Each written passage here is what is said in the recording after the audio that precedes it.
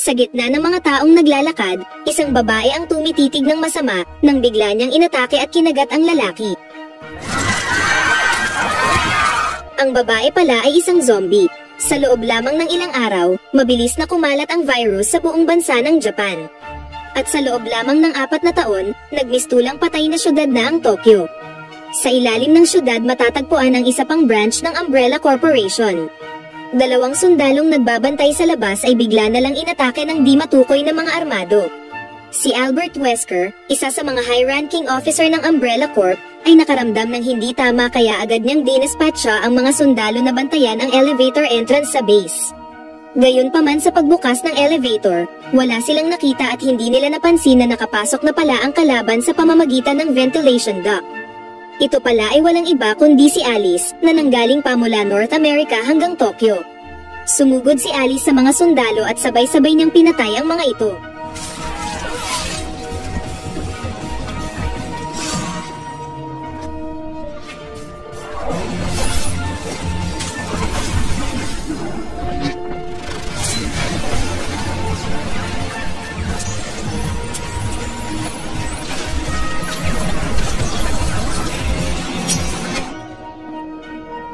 Matapos niyang patayin lahat ng squad, isa pang squad ang naghihintay sa kanya. Hindi na nagaksaya si Alice ng pagkakataon at inilabas niya ang kanyang superpowers.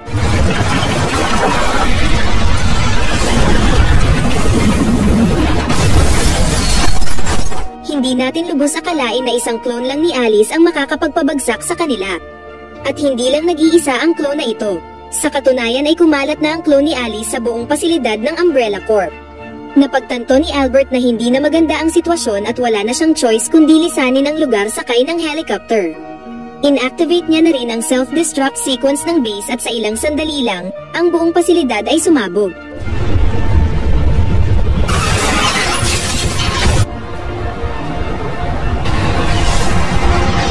Gayunpaman, hindi alam ni Albert na ang orihinal na Alice ay nag-aabang na pala sa kanya sa loob ng helicopter.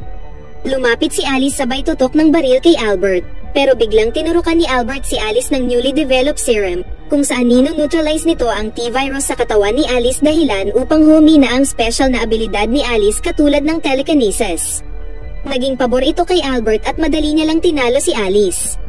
Nang tatapusin na sana ni Albert si Alice, biglang tumunog ang alarma ng chopper dahil magka-crash na pala ito.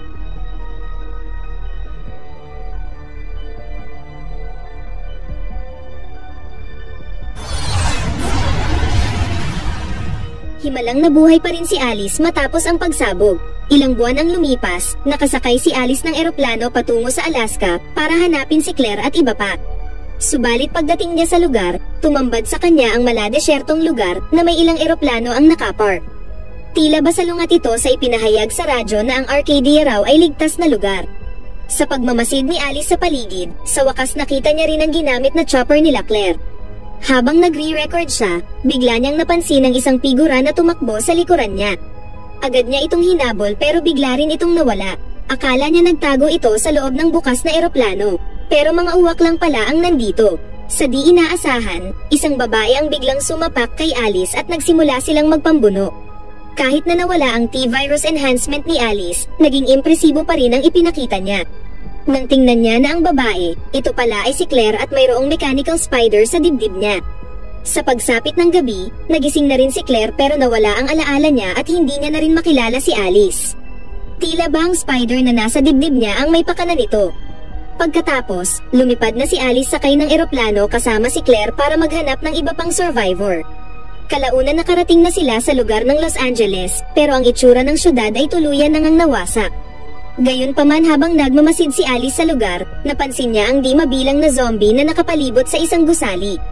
Mayroon palang mga survivor sa tuktok ng gusali. Matagal na nilang hinihintay ang araw na ito. Sinabi ni Alice na napaka-imposible talagang tumakas sa gusaling ito dahil sa dami ng zombie na nakapalibot sa ibaba. Nagpa siya si Alice na maglanding sa tuktok ng gusali. Mabuti na lang agad na intindihan ng mga survivors ang pinaplano ni Alice kaya tinanggal nila ang mga nakaharang sa daan. Tagumpay naman si Alice makalanding pero dahil sa limitado lang ang espasyo, muntik nang malaglag ang eroplano sa pader. Mabuti na lang din nandoon ang star player ng basketball na si Luther, at sa tulong niya at ng iba pa, nagawa nilang masagip si Alice. Pagbaba ni Alice sa eroplano, tinanong ng mga survivors kung ipinadala ba siya ng Arcadia. Pero sa kanilang pagkadismaya, lumalabas na hindi lang pala si Alice ang naghihintay ng tulong mula sa sinasabi nilang Arcadia. Lalong nagulat si Alice dahil ang inakalang niyang Arcadia ay isa palang barko. Plinano nilang pumunta sa barko pero dahil sa dami ng mga zombie sa ibaba ay napaka-imposible nito. Kalaunan, sinamahan ni Luther si Alice sa banyo para dito magpalit at maligo. Hindi nagtagal nang umalis si Luther, nakarinig si Alice ng kakaibang tunog. Agad nilapitan ito ni Alice at nakita niya ang isang manyak na kalbo na gusto siyang silipan. Siyempre nagalit si Alice at pinaalis niya ito. Subalit mayroon na palang zombie sa tabi nila at agad pinatay ito ni Alice. Pero minalas ang kalbo nang hilain siya ng zombie mula sa tunnel. Kalaunan, sinuri ng grupo ang tunnel at napagtanto nilang may kakayahan din pala ang mga zombie maghukay ng tunnel. Ngayon, kailangan na nilang makahanap ng paraan para makalabas sa lugar. Sinabi ni Alice na baka may alam ang taong kinulong nila sa daanan palabas ng gusali.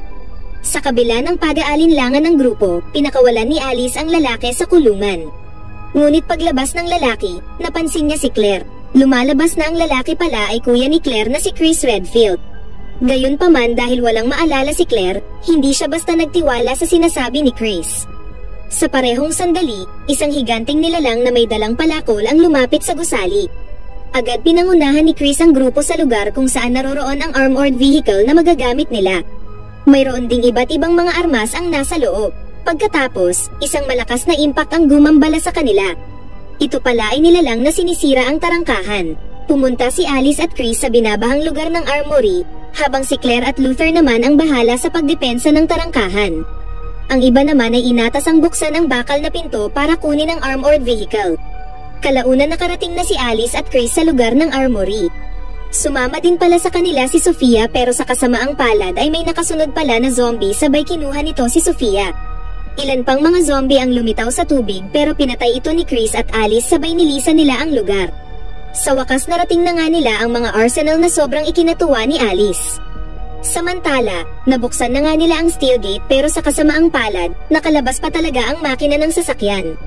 Magtatagal pa ito ng 1 linggo para ayusin. Dismayado si Bennett sa sitwasyon kaya pinatay niya ang kasamahan. Plano ni Bennett na kawin ang eroplano ni Alice para tumakas. Hindi na magtatagal ang tarangkahan sa patuloy na paghampas ng higanting nilalang hanggang sa bumigay na nga ito at pumasok na ang mga zombie. Agad pumunta ang grupo sa rooftop at tumambad na lang sa kanila ang traidor na si Bennett sakay ng eroplano. Dumating na rin doon si Alice pero huli na ang lahat para mahabol pa si Bennett.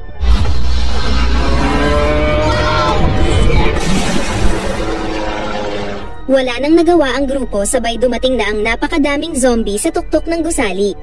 Sama-sama dumipensa ang grupo at tumakas sila gamit ang elevator. Sa kasamaang palad hindi na rin ito gumagana. Kaya naman gumawa agad ng paraan si Alice at naghulog siya ng bomba sa mga gulong ng elevator.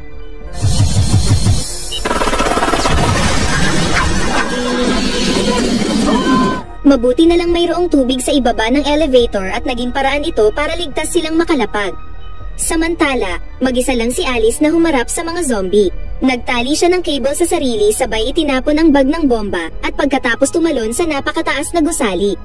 Ilang sandali lang, sumabog na nga ang bomba.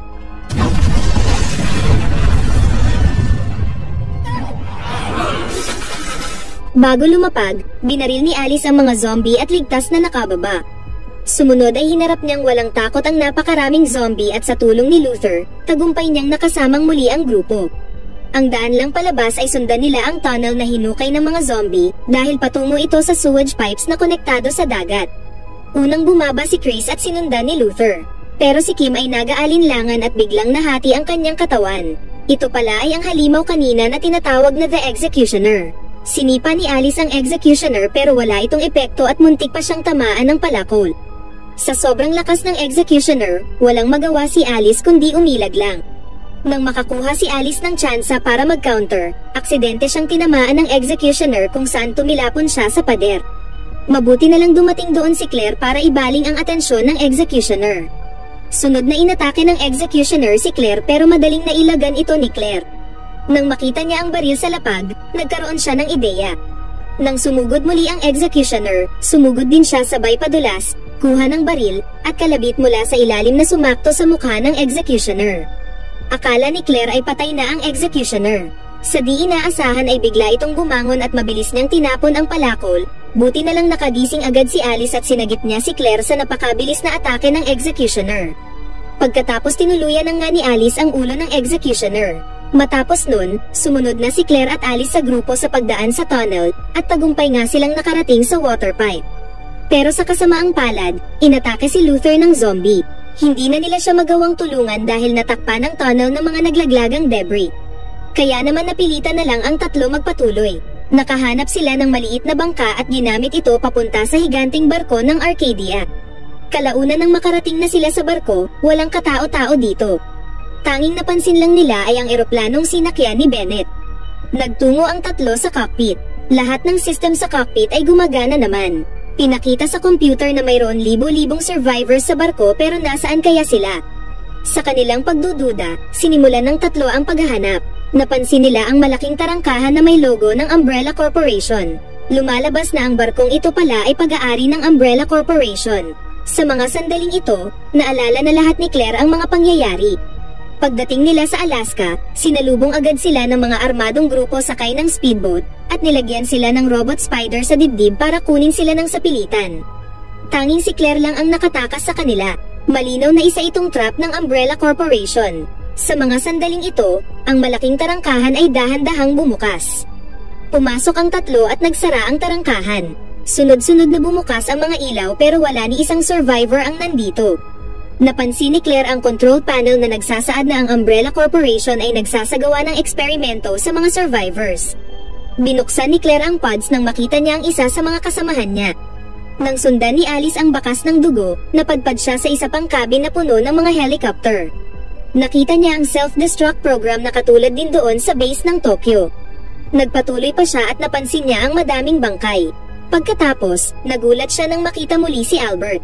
Matapos ang pag-crash kanina, himalang nakaligtas din si Albert sa pamamagitan ng T-virus.